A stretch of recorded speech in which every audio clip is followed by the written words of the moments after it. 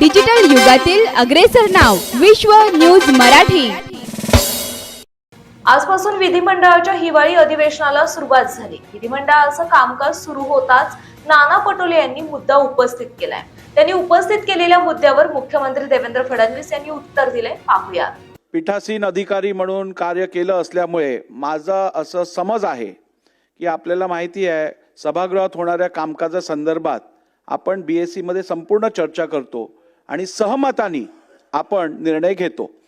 आपण या बीएससी ला उपस्थित नव्हतात त्याची कारणं काही वेगळी असतील, परंतु बीएससी मध्ये या संदर्भात सर्वांच्या सहमतीने मी निर्णय घेतलेला आहे। त्यामुळे आता मी तुम्हाला या विषयावर अधिक बोलायला देणार नाही। शोक प्रस्ताव।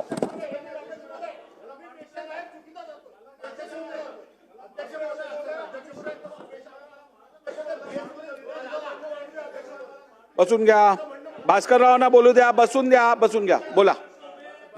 सन्माननीय अध्यक्ष महोदय, ही गोष्ट खरी आहे की बीएससी मध्ये चर्चा होत असताना जे होणारे निर्णय आहेत ते सर्वसाधारणपणे युनॅनिमसली व्हावेत अशा प्रकारची अपेक्षा असते, हे मी मान्यच करतो।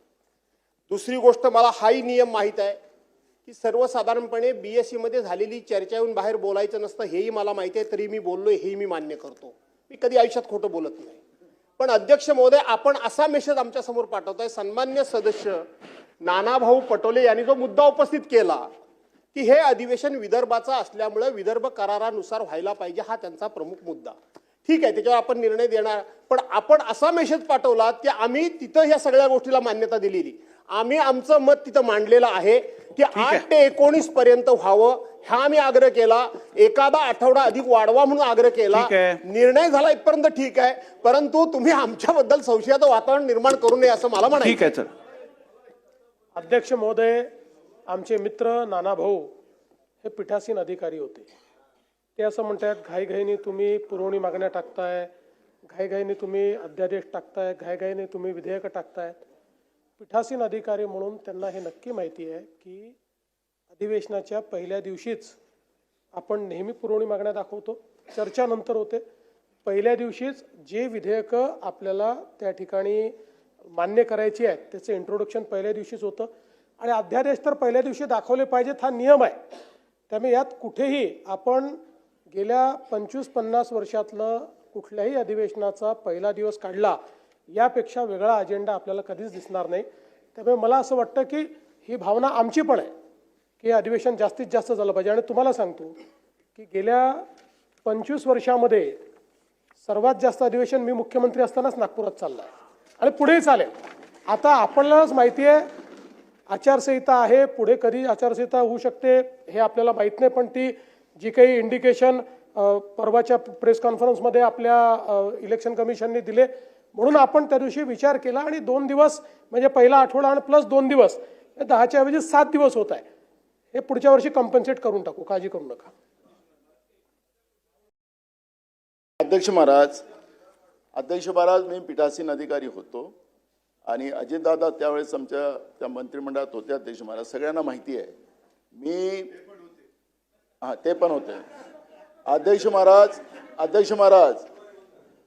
महाराज यावेळेस, कारण की मी आज मी सभागृहाचा प्रमुख म्हणून म्हणजे तुम्ही त्यावेळेस मी निर्णय करायचा की नाही असं नाही होणार, अधिवेशन इतका कालावधी चाललाच पाहिजे ही भूमिका मांडायची। मी यांचं ऐकून नाही घ्यायचं अध्यक्ष महाराज। त्याच्यामुळे अध्यक्ष महाराज, मला माझी जबाबदारी त्या चेअरवर बसून मला माहिती होती की मी या सभागृहाला काय न्याय दिला पाहिजे, हे माझी जबाबदारी होती अध्यक्ष महाराज। मला तुमच्यावर काही आरोप आणायचा नाही अध्यक्ष महाराज। मी तुमच्याकडून काही याच्यासाठी मागतो अध्यक्ष महाराज, कारण की या सभागृहाचं तुम्ही आमचे प्रमुख आहात, तुमच्याकडे आम्हाला मागणी करण्याचा अधिकार आहे।